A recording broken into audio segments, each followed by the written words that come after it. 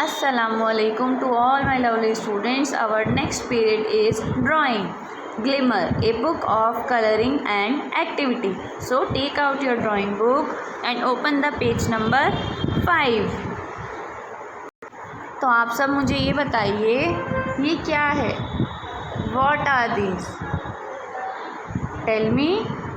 These are tomatoes. These are tomatoes.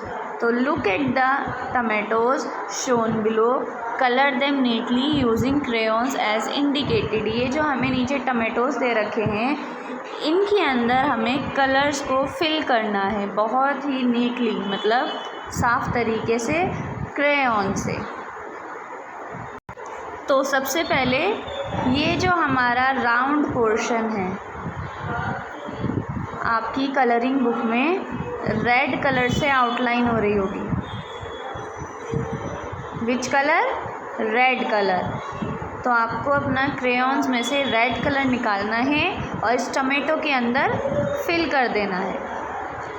आपको इतने अच्छे से सफाई से कलर करना है, कलर आपका इस लाइन से बाहर नहीं जाना चाहिए।